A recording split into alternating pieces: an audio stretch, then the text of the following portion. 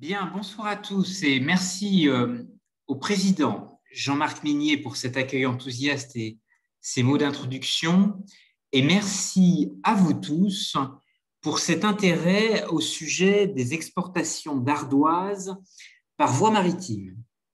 Alors, petite question, qui avait déjà entendu parler des Indes bleues? Alors, je suis très heureux ce soir d'aborder ce mystère des Indes bleues à travers le prisme d'une rencontre, d'un jumelage, d'un voyage de l'ardoise dans l'espace, mais aussi dans le temps.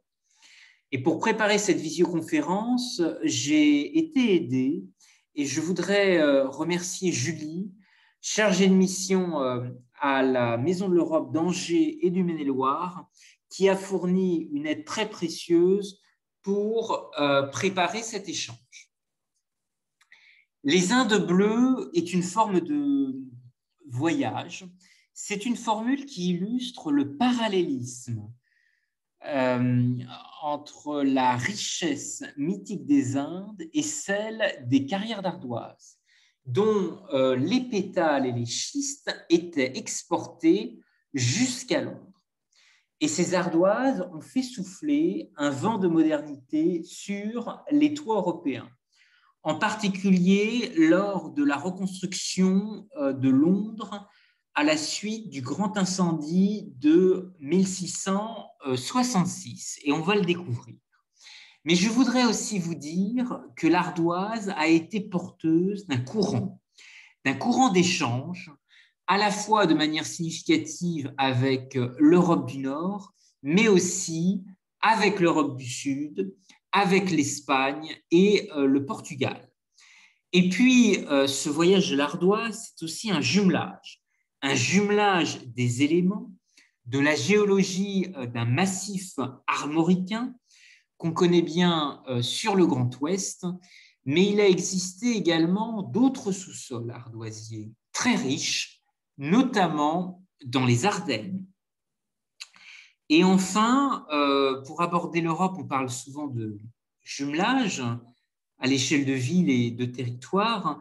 Je voudrais aborder avec vous un jumelage des symboles dont l'Europe a besoin, puisqu'à travers la dimension éternelle et silencieuse du schiste, le schiste bleu, l'audace du travail des ardoisiers est venue perturber à jamais ce qui semblait imperturbable.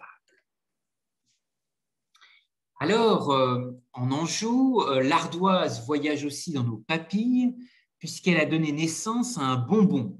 Vous connaissez sans doute le kernon d'ardoise, qui est composé d'une fine nougatine et enrobé d'une couche de chocolat dont la couleur est bleutée. Et vous voyez ici, sur ces photos, la couleur bleue très vive et très apparente. Alors, cette spécialité angevine est une rencontre entre un artisan chocolatier et l'ardoise qui, depuis des siècles, couvre des toitures. Ce qui rend son côté esthétique, c'est véritablement l'inimitable bleu de cette roche. En tous les cas, ces fameux kernons d'ardoise restent un très beau cadeau à offrir, et pas seulement pour les fêtes de Pâques. Alors, l'ardoise a captivé l'imagination d'artisans. Elle a aussi beaucoup inspiré des philosophes. Et parmi eux, il y a un philosophe qui va inspirer le mouvement des Lumières.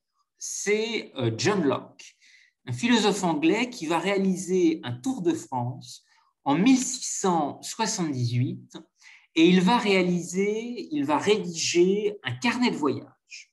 Et vous avez ici sur cette slide la restitution de ce carnet de voyage qui est facilement disponible sur Internet. J'ai aussi mis la carte qui recense l'ensemble des étapes qu'il a réalisées, avec un objectif, une destination, qui est de rejoindre à l'époque l'école de médecine de Montpellier, qui est alors très réputée. Et comme vous le voyez sur le tracé, John Locke va se rendre dans de nombreuses villes qui développent des manufactures, de nouveaux outils industriels, des forges, des canaux, des industries textiles, des magasins d'armement. Et il viendra visiter la ville d'Angers et en particulier Trélazé pour découvrir le fonctionnement des ardoisières. Alors, John Locke n'est pas le seul à se rendre en France, à découvrir l'Anjou. D'autres philosophes, en particulier des philosophes écossais, des Lumières, vont se rendre en Anjou et engager un tour de France respectif. Il y a notamment Adam Smith, je pense aussi à David Hume, et ces voyages sont aussi là pour bâtir une vision géopolitique et essayer de cerner et d'étudier des signaux faibles en matière d'innovation qui pourraient déclencher des changements à venir, en particulier des grandes mutations industrielles. Alors, c'est intéressant pour des territoires de bien comprendre la démarche de ces voyageurs parce que leur observation directe du terrain est aussi là pour signaler ce qui intéresse nos voisins de l'autre côté de la Manche.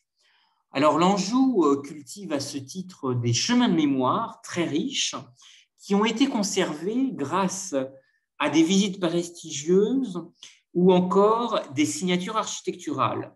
Vous avez ici en photo la visite de la reine-mère Queen Mum au château de Serran. Et il y a bien sûr de grandes dynasties qui sont passées par l'Anjou, les Plantagenets. Je pense aussi à Richard Cœur de Lion avec son gisant qui repose à l'abbaye de Fontevraud, près de Saumur. Alors, je pourrais mentionner d'autres exemples dans le vignoble, dans le patrimoine, également dans le patrimoine équestre. Et il y a aussi quelque chose qu'on a un peu oublié avec l'Angleterre, ce temps d'émulation, avec les temps pionniers de l'aviation, en particulier avec Roland Garros, à Cholet, et les liens qu'il a aussi développés avec Louis Blériot ou d'autres aviateurs qui voulaient traverser la Manche. Alors, il y a une route de l'or bleu qui va animer les échanges de ce soir. Il y a bien sûr l'histoire de ces échanges ardoisiers qui ont été extrêmement riches et d'une certaine façon, c'est une odyssée à redécouvrir.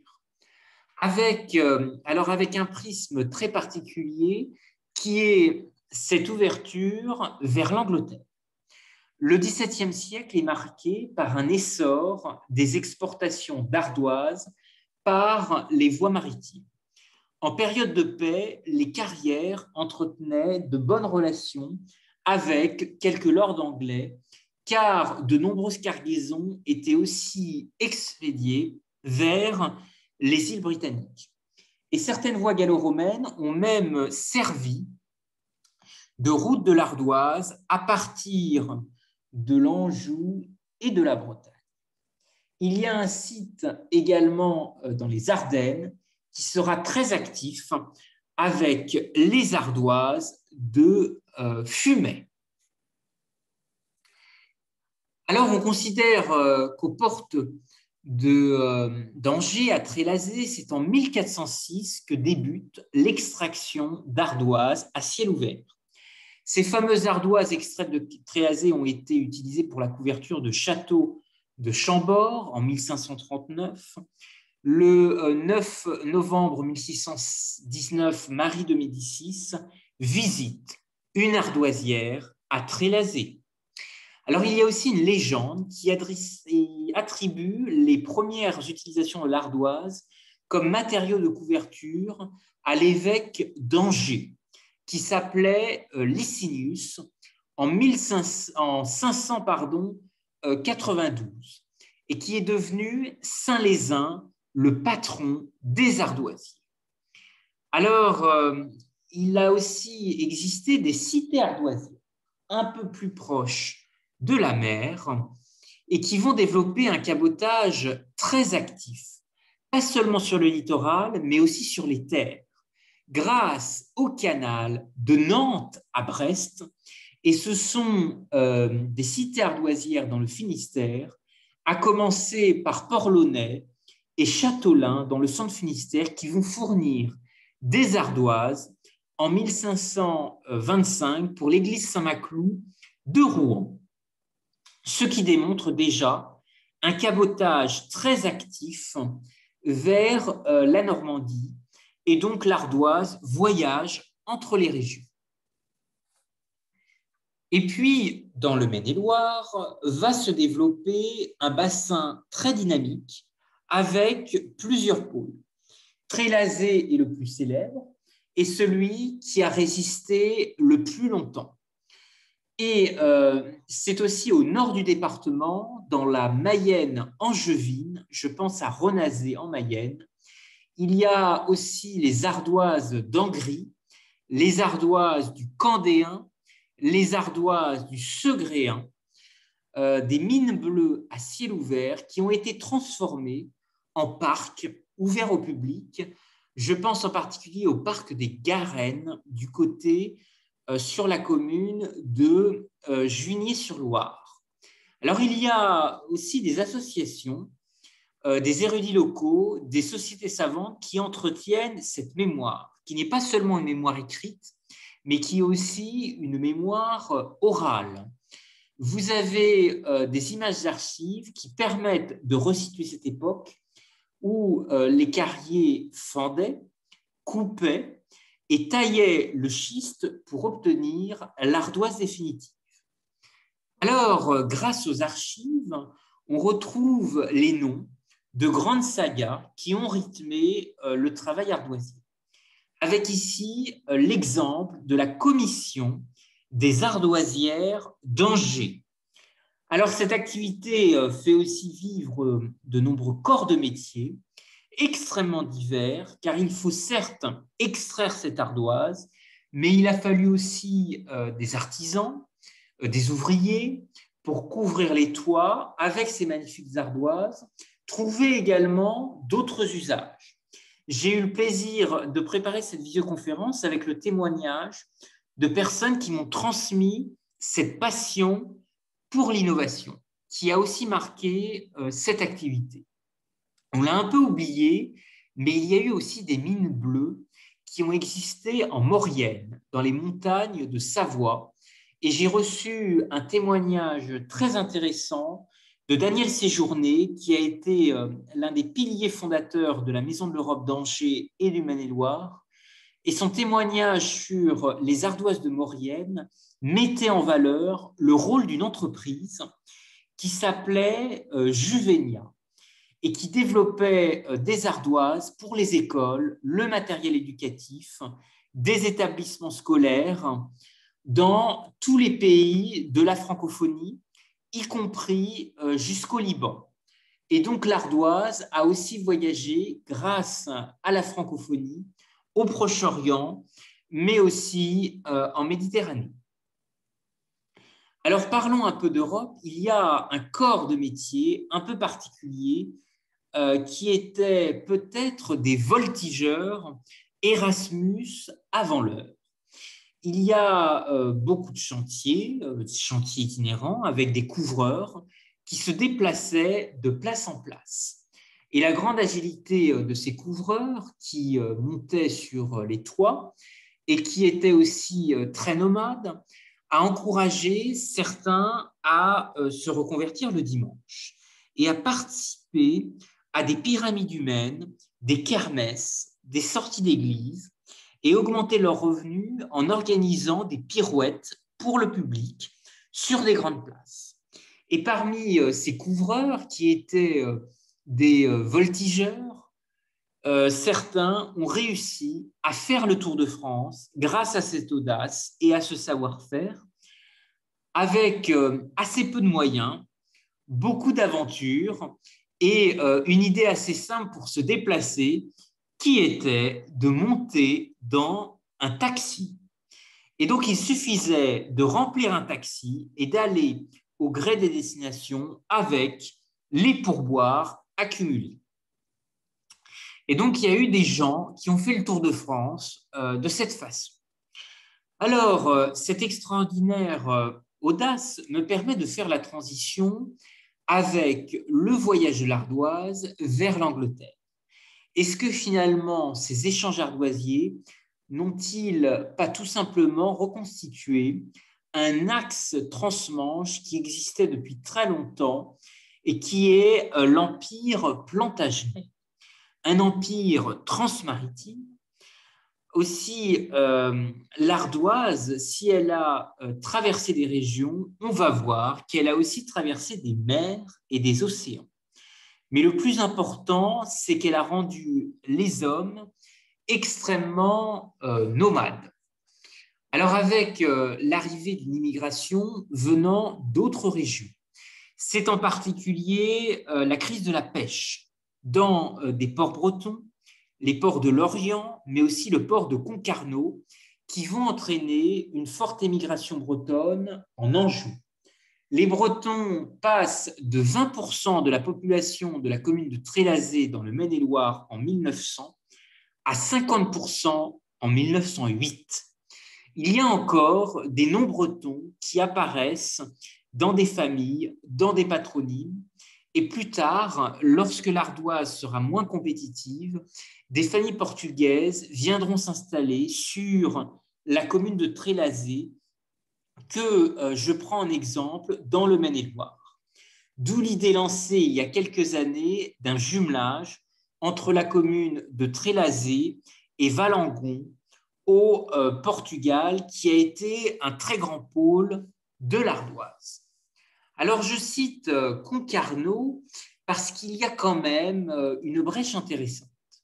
Les échanges d'Angers que je prends en exemple avec l'Europe du Nord ont existé, avec la Suède, avec Scania, dans un exemple très récent, mais il y a eu extrêmement tôt des jeux d'acteurs entre puissances européennes, puisque Louis XIV a passé un accord avec le roi de Suède pour transformer Saint-Barthélemy d'Anjou aux Antilles en port franc suédois en échange d'un droit d'entrepôt dans le port de Göteborg, qui est aujourd'hui la deuxième ville la plus importante après Stockholm.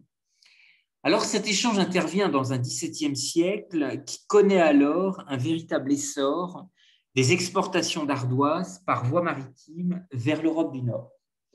Alors ces Concarnois dont je vous parlais et qui sont descendus dans les mines bleues en Anjou ont conservé un destin étonnant avec la seule colonie franco-suédoise aux Antilles qui est Saint-Barthélemy-Saint-Barth, puisqu'il existe une transat qui relie le port de Concarneau en Bretagne et Saint-Barthélemy aux Antilles, ce qui montre la très grande richesse de l'Europe, même au-delà des océans.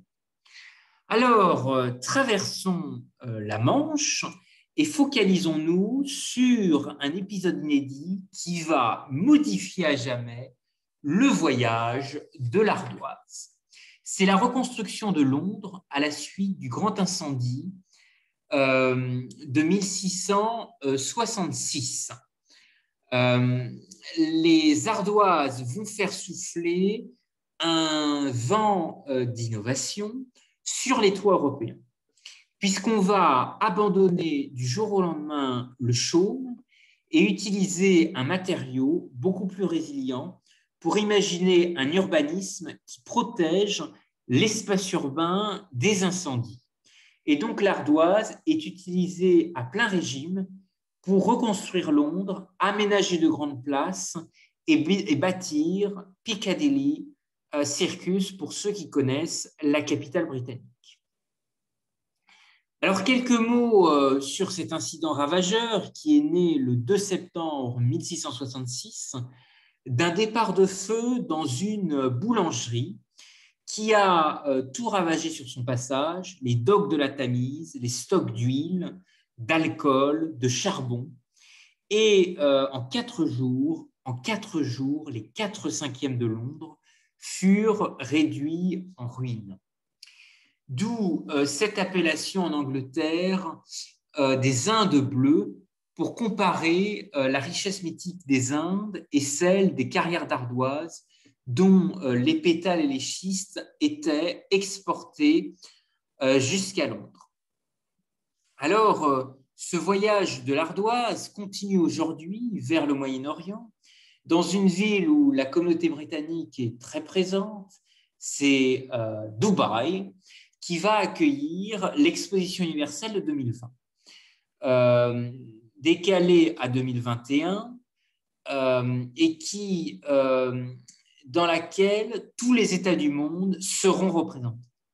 Il y a bien entendu un pavillon France que vous voyez ici en photo autour d'un thème qui s'intitule Lumière, Lumière. C'est une double référence au mouvement philosophique des Lumières, mais aussi des avancées, des innovations techniques avec l'électricité et le cinéma. Et c'est assez unique que l'écrin de ce pavillon soit composé d'ardoises photovoltaïques colorées qui sont inspirées d'un tableau. Ce tableau, c'est les Nymphéas de Monet, ce qui explique, comme vous le voyez sur la photo, cette variation de couleurs et le vert. Et donc, pour ceux qui connaissent les pays du Golfe Persique, ce sont des destinations pleines de lumière, le soleil est omniprésent. Et donc, ces nouvelles villes offrent une vitrine intéressante de mise en valeur pour faire ressortir la couleur de ces ardoises, un peu à la façon de ces quernons d'ardoises qui avaient été imaginés par notre pâtissier en introduction.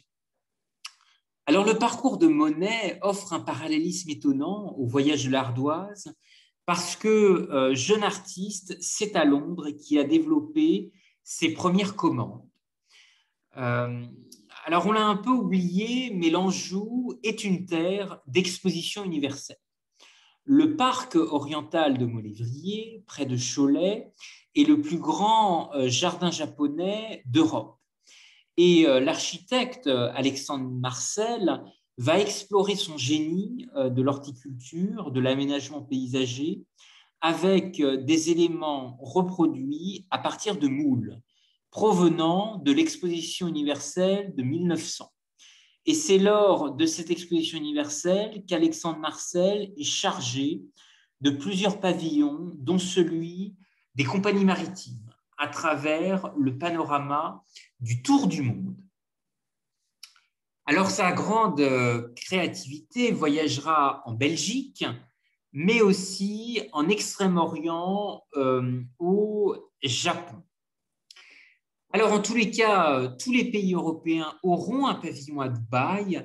Même Monaco a réuni les meilleurs architectes pour avoir une présence dans les Émirats. Et vous avez un pavillon très intéressant qui est justement le pavillon de la Belgique. Alors, j'ai parlé des ardoises de Fumay, puisque dans les Ardennes, il y a aussi un grand passé ardoisier et bien entendu des échanges avec l'Europe du Nord, des échanges transmanche avec le Royaume-Uni et la Belgique. Alors, le peintre Monet, qui inspire ses ardoises à Dubaï, est une grande figure de l'impressionnisme. Et peut-on considérer finalement, est-ce que l'impressionnisme, est-ce que l'ardoise est une inspiration pour l'impressionnisme du 19e siècle? Puisque vous le savez, l'impressionnisme est principalement caractérisé par la composition ouverte, l'utilisation d'angles de vue inhabituels, une tendance à noter les impressions fugitives, la mobilité des phénomènes lumineux, plutôt que l'aspect stable et conceptuel des choses.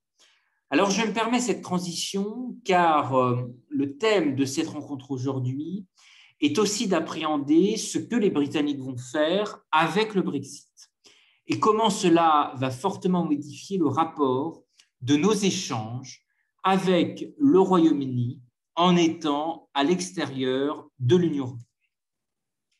Je vais m'attarder un peu sur le sujet. Pour préparer cette conférence, le président Jean-Marc Minier m'avait demandé aussi d'apporter une vision complémentaire du vécu par rapport au Brexit depuis Londres, où j'ai vécu et travaillé. Alors, s'il y a une chose à comprendre sur la vision britannique du monde, c'est ce qui est sur cette slide. C'est pourquoi je vous ai mis en anglais pour ne pas sortir de son contexte. Je vais vous la traduire oralement pour ceux qui ne maîtrisent pas la langue de Shakespeare. Alors, ce qui est le marqueur de la vision britannique avec le reste du monde, c'est cette formule que vous avez ici à l'écran. 61% of UK trade was with the EU. En 1999, 61% du commerce et des échanges étaient avec l'Union européenne. Now, it's 43%. Désormais, nous sommes à 43%. Et à l'horizon 2025, il a été projeté que les exportations en direction de l'Union européenne passeraient sous la barre des 35%. La Commission européenne elle-même prévoit que 90% de la croissance mondiale dans les 10 à 15 prochaines années sera générée à l'extérieur de l'Europe, dont un tiers seulement par la Chine. Et donc, c'est véritablement l'idée que les Anglais ont dans la tête et elle se résume à travers la formule suivante, Global Britain, Global Trade. Et l'idée de pousser encore davantage la bulle de prospérité que représente Londres est aussi sur toutes les lèvres. Et ce débat qui a été poussé dans la presse britannique a également encouragé cette idée assez fantasque de créer une cité-État qui serait inspirée de grandes thalassocraties européennes comme Londres ou comme Rome au temps antique ou même Athènes. Ou des exemples un peu plus récents avec le cas de Singapour lors de sa sécession avec la Malaisie en 1665, ou même Hong Kong avec la Chine continentale, même si on le voit aujourd'hui, les responsables chinois font machine arrière. Ce qui motive la psychologie mentale des élites britanniques, c'est de retrouver cette résilience insulaire. Ce premier âge d'or élisabétain, marqué par la chute de la Grande Armada espagnole et l'ouverture d'une ère de prospérité stimulée par les échanges et les innovations maritimes. Alors, est-ce que cette vision est erronée? Londres sort d'un âge d'or. C'est un peu la fin d'un âge d'or. Londres a été branchée sur un statut de capitale financière et culturelle de premier plan du monde anglophone. Et donc, beaucoup de fierté à montrer le dynamisme, la capacité à attirer les investisseurs internationaux et le rôle de pont avec toutes les nations anglophones du Commonwealth, du Canada à l'Australie, de l'Afrique du Sud au Moyen-Orient.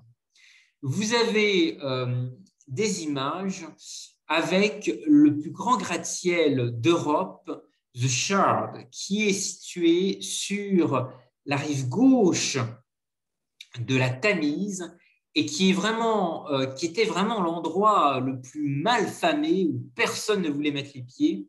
Et cette reconquête urbaine a totalement bouleversé cette rive qui est maintenant en train de se boboiser.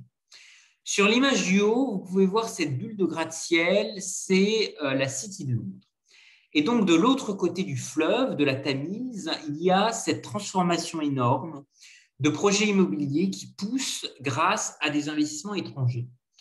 Cette tour qui pointe et que vous voyez ici, c'est Une tour qui a beaucoup fait parler d'elle puisque les lots qui sont à l'intérieur sont détenus à 80% par des Qataris.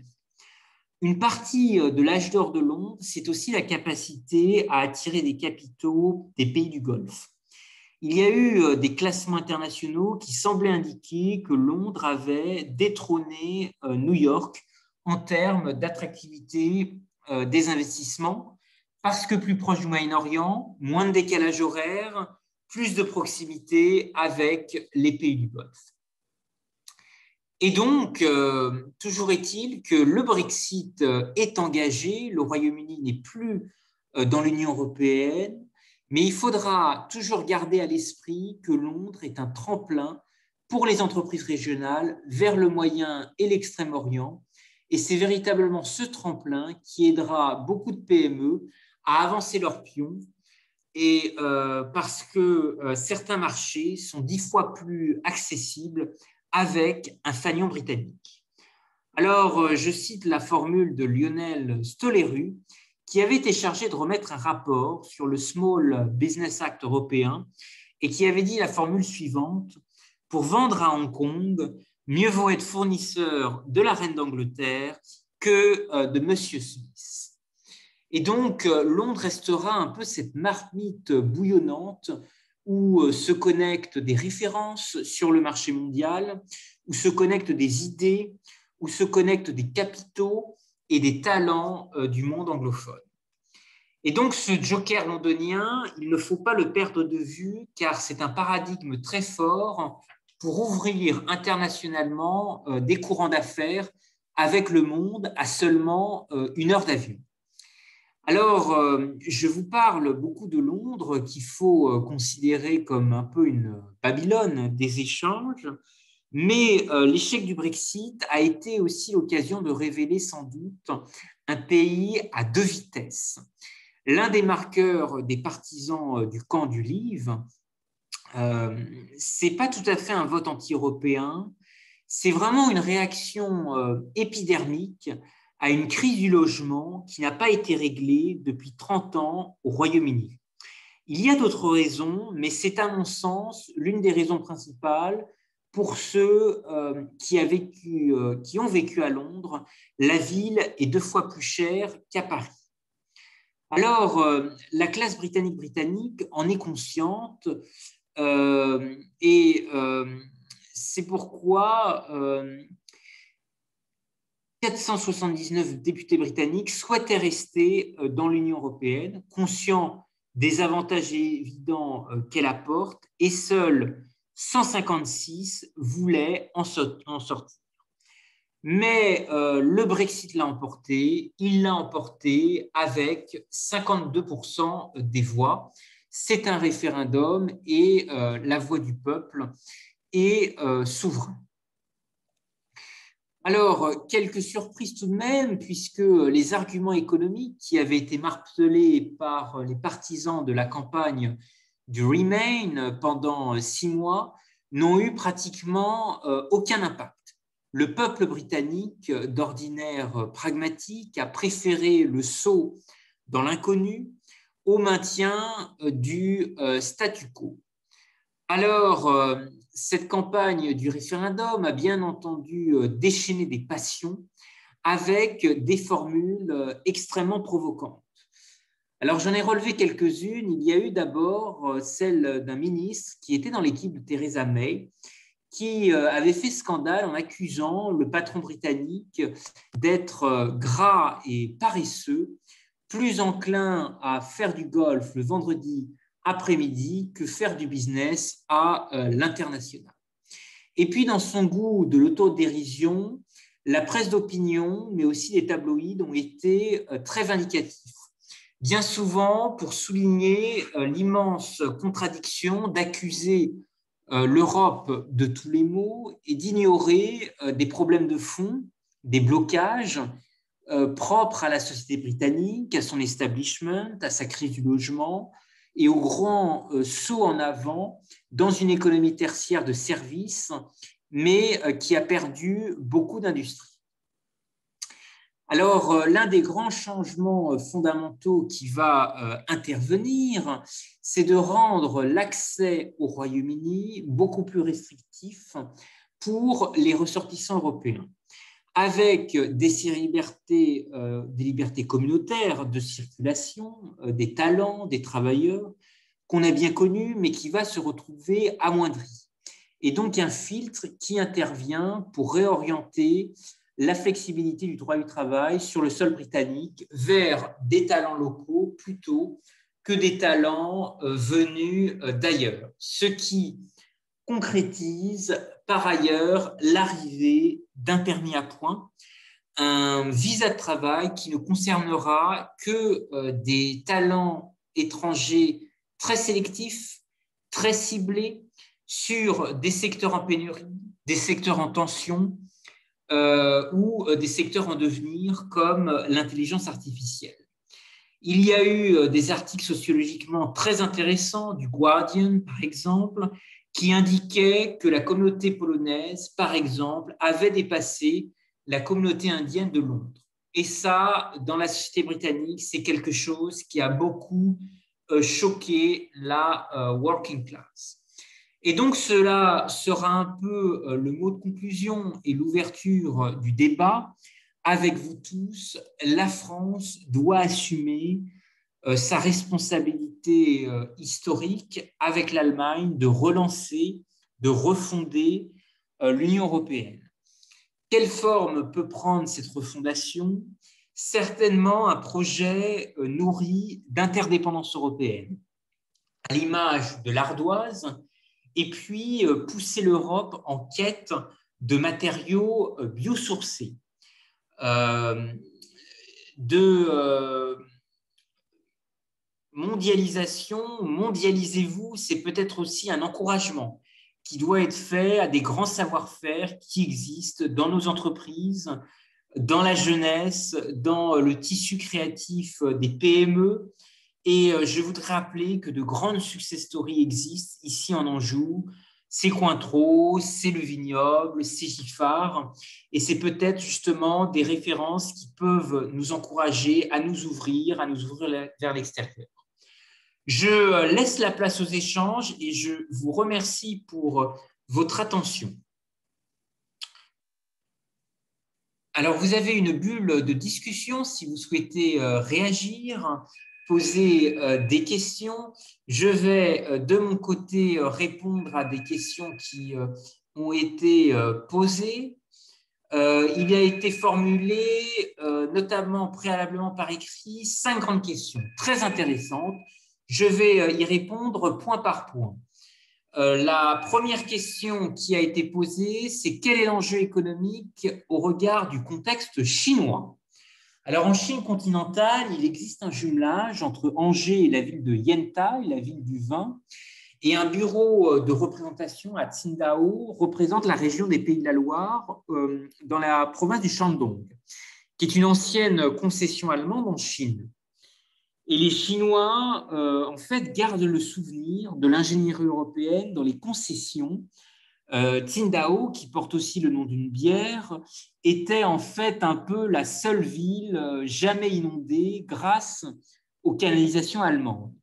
Et du coup, peut-être que l'Anjou, mais aussi les Ardennes, peuvent utiliser cette route de l'Ardoise pour se relier à certains pôles. Si on prend l'exemple des liens entre Trélazé et le Portugal, il y a peut-être un lien à imaginer avec Macao, ancien comptoir portugais, en face de Hong Kong, ou même Taïwan, qui a été remarqué par les marins portugais. Et les sujets de matériaux biosourcés, d'économie circulaire, les plus avancés sont à Taïwan. Là-bas, le manque d'eau fragilise la production de puces électroniques, de semi-conducteurs, pour produire smartphones, écouteurs, Bluetooth, objets connectés. S'il existe des opérations d'ensemencement des nuages, à quand une ardoise intelligente qui puisse capter de l'eau? Alors, une deuxième question qui m'a été aussi posée, c'est quel est l'avenir des entreprises anglo-françaises? Alors, les secteurs en fait à très haute valeur ajoutée seront toujours les bienvenus au Royaume-Uni. Même s'il y a des barrières, ce sont les secteurs de l'intelligence artificielle, de l'hydrogène vert, des biotechnologies, du végétal, et je pense qu'Angers, en fait, peut justement valoriser ces filières d'avenir avec la cité de l'objet connecté, mais aussi ces liens anglophones, transatlantiques, par exemple, avec l'exemple du jumelage avec Austin au Texas. Et je pense qu'il faut justement encourager des coalitions créatives avec les Britanniques et d'autres partenaires. Dans le sillage du jumelage entre Angers et son homologue suédoise, peut-être s'inspirer aussi du modèle IKEA, et notamment de la culture scandinave d'Europe du Nord, qui, en fait, IKEA a beaucoup court-circuité les intermédiaires.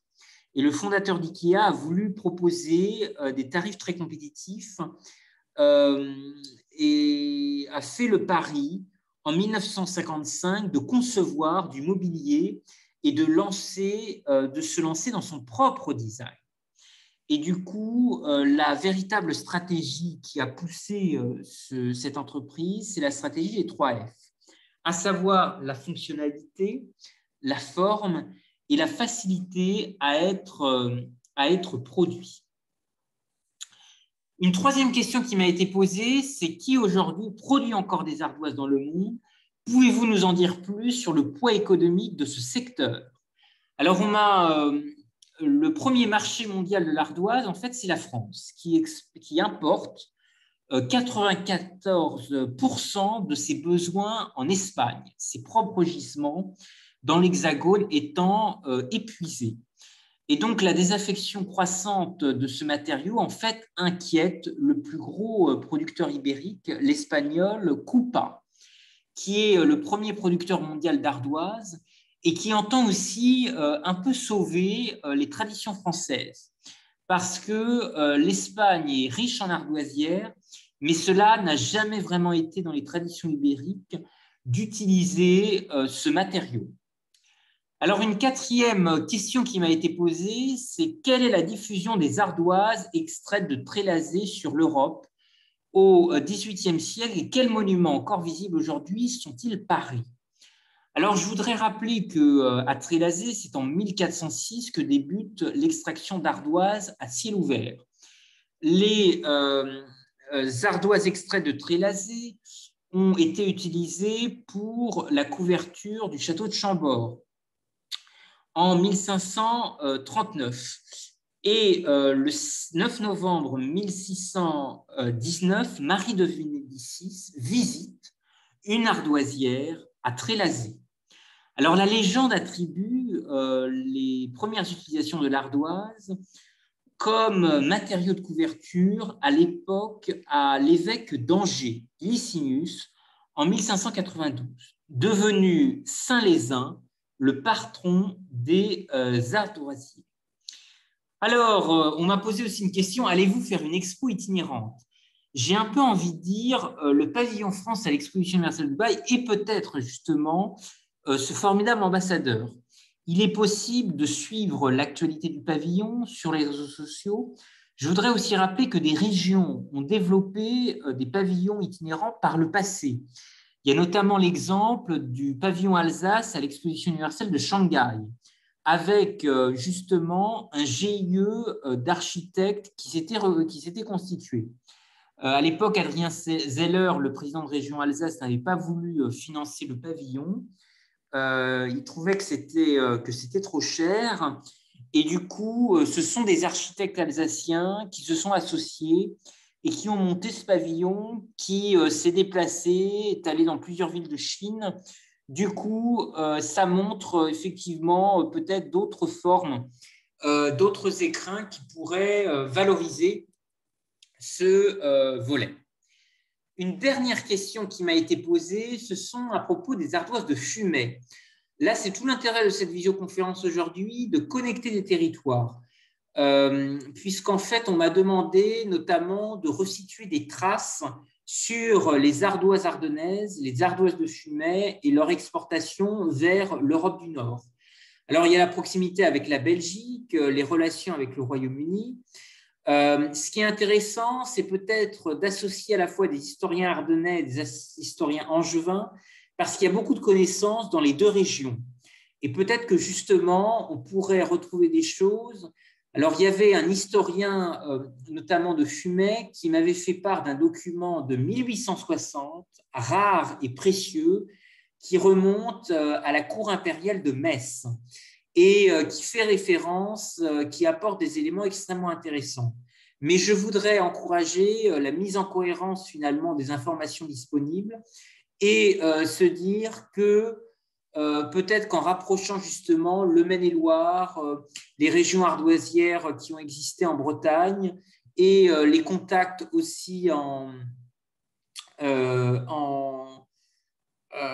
dans le secteur des Ardennes pourrait certainement nourrir beaucoup d'informations sur cette interdépendance européenne, sur cette approche du voyage de l'ardoise. Je voudrais vous remercier pour votre attention. Cette conférence est enregistrée et elle sera restituée en ligne sur les réseaux sociaux si vous souhaitez y participer. Merci à vous et à bientôt.